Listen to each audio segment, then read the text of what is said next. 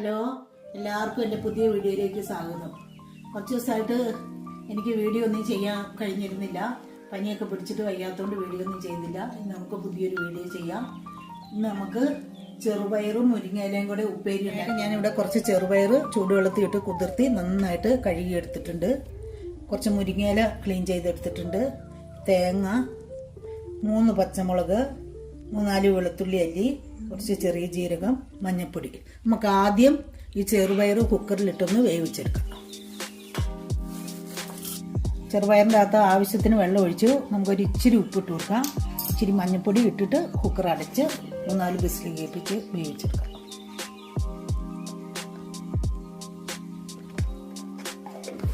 ചെറുപയർ വെന്ത് വരുമ്പോഴത്തേനും നമുക്ക് ഈ തേങ്ങയൊന്ന് ചതച്ചെടുക്കാം.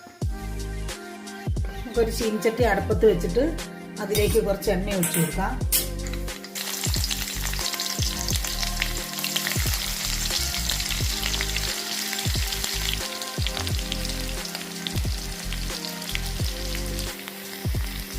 ഉള്ളിയൊക്കെ മൂത്ത് വരാൻ തുടങ്ങി. അതിലേക്ക് നമ്മൾ ക്ലീൻ ചെയ്ത് വെച്ചിട്ട് മുരിങ്ങയില ഇട്ട് കൊടുക്കാം.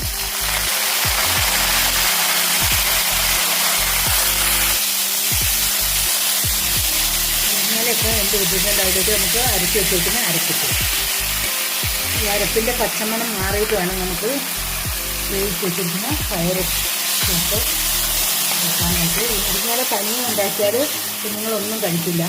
അപ്പോൾ നമുക്ക് ഇങ്ങനെ എന്തെങ്കിലും കൂടെ ഉണ്ടാക്കി കൊടുത്താൽ അവർ കഴിപ്പിക്കാനും സുഖമാണ്. മുരിങ്ങയിലയൊക്കെ തലയ്ക്കും കണ്ണിനുമൊക്കെ നല്ല ഔഷധ ഗുണമുള്ള സാധനമാണ്.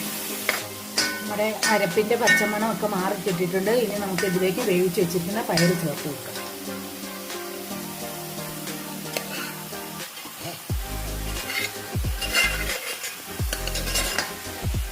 ഇനി നമുക്ക് നന്നായിട്ട് മിക്സ് ആക്കി കൊടുക്കാം. നമ്മുടെ മുരിങ്ങയില ചെറുപയർ ഉപ്പേരി റെഡി ആയിട്ടുണ്ട്. എല്ലാവർക്കും ഇഷ്ടപ്പെടുകയാണെങ്കിൽ എനിക്ക് ലൈക്ക് ചെയ്യണം, ഷെയർ ചെയ്യണം, സപ്പോർട്ട് ചെയ്യണം. Bye bye.